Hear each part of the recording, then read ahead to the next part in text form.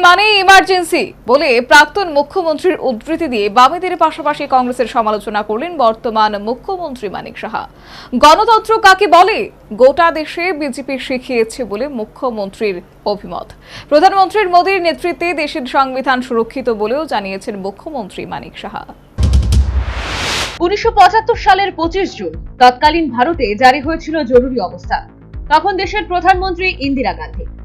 জরুরি অবস্থা জারির কারণে তৎকালীন সময়ে গোটা দেশব্যাপী যে প্রতিবাদ আন্দোলন শুরু হয়েছিল তা বর্তমানে ইতিহাস। বিরোধীরা জরুরি অবস্থার সময়কালকে ভারতের কালো অধ্যায় বলে আখ্যায়িত করতে অভ্যস্ত। এই অবস্থায় বুধবার জরুরি অবস্থার 50 বছর পূর্তির দিনে কেন্দ্রীয় তথ্য ও সংস্কৃতি মন্ত্রকের নির্দেশে আগরতলার রবীন্দ্র ভবনে সংবিধান হত্যা দিবস 25 শীর্ষক আলোচনা সভা অনুষ্ঠিত। রাজ্যের তথ্য ও সংস্কৃতি দপ্তরের ব্যবস্থাপনায় কার্যত 3টি পর্যায়ে অনুষ্ঠান আয়োজন। এক্ষেত্রে আলোকচিত্র প্রদর্শনী, ক্যানভাসের স্বাক্ষর এবং আলোচনা সভা ছিল মূল বিষয়। অনুষ্ঠানে প্রধান অতিথি হিসেবে উপস্থিত ছিলেন রাজ্যের মুখ্যমন্ত্রী মানিক সাহা। এছাড়া উপস্থিত ছিলেন প্রাক্তন মুখ্যমন্ত্রী তথা লোকসভার সাংসদ বিপ্লব কুমার দেব, প্রীতি সিং দেব বর্মা, রাজ্যসভার সাংসদ রাজীব ভট্টাচার্য, মেয়র দীপক মজুমদার, মুখ্য সচিব জে.কে. সিনহা, রাজ্য পুলিশের মহানির্দেশক অনুরাগ ধানকর, রাজ্যের প্রবীণ সাংবাদিক স্রোত রঞ্জন খিসা সহ অন্যান্য প্রশাসনিক উচ্চপদস্থ আধিকারিকবৃন্দ। অন্যান্য বিশিষ্ট অতিথিদের সঙ্গে নিয়ে ফিতে কেটে মুখ্যমন্ত্রী মানিক সাহা আলোকচিত্র প্রদর্শনীর উদ্বোধন করেন। পাশাপাশি অতিথিরা ক্যানভাসে প্রতিবাদী স্বাক্ষর করে সংবিধান হত্যা দিবস পালন অনুষ্ঠানে নিজেদের উপস্থিতির সাক্ষী হয়ে রইলেন।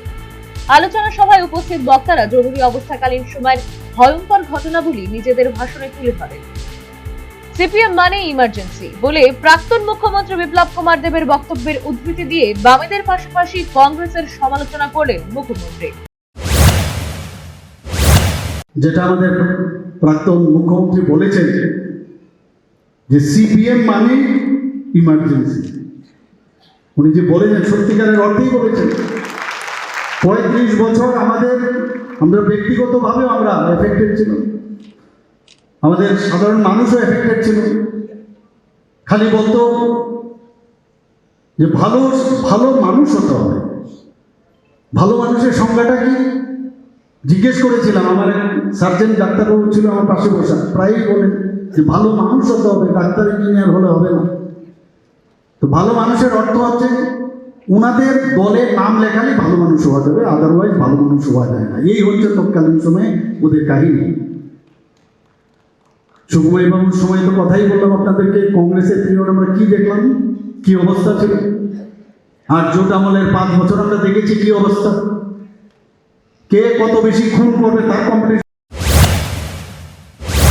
কেন্দ্রীয় কংগ্রেস নেতা রাহুল গান্ধী ভারতীয় সংবিধান সম্পর্কে সম্পূর্ণ অজ্ঞ বলে আলোচনা সভায় নিজ ভাষণে জানিয়েছেন প্রাক্তন মুখ্যমন্ত্রী তথা লোকসভার সাংসদ বিপ্লব কুমার দেব।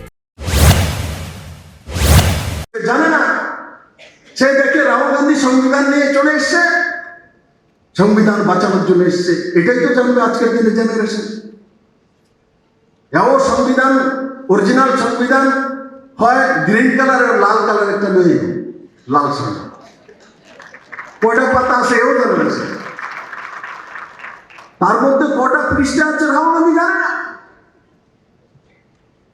ওনারা যে জিজ্ঞাসা করেছিল পার্লামেন্টে, লোকসভার মধ্যে, দিদির আমি তো লোকসভাতে আছি, বলে কটা পাতা আছে এও তো জানে না।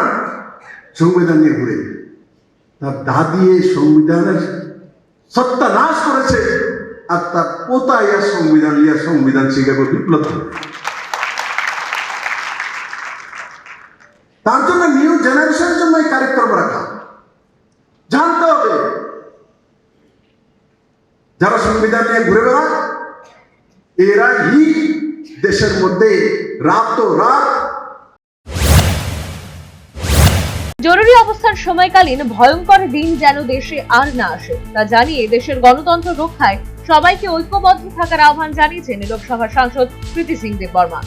এদিনের এই অনুষ্ঠানে রাজ্যের স্বাধীনতা সংগ্রামী এবং জরুরি অবস্থায় কারাবরণকারী প্রবীণ সাংবাদিক স্রোত রঞ্জন খিসাকে সংবর্ধনা জ্ঞাপন করা হয়। পাশাপাশি ছিল জরুরি অবস্থা চলাকালীন সময়ের বিভিন্ন ঘটনা সমৃদ্ধ তথ্যচিত্র প্রদর্শনী।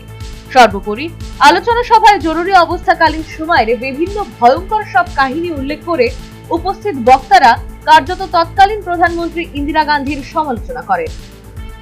শুধু তাই নয়, এক্ষেত্রে সিপিএমও ছিল বক্তাদের আক্রমণের নিশানা। Bureau report, news vanguard.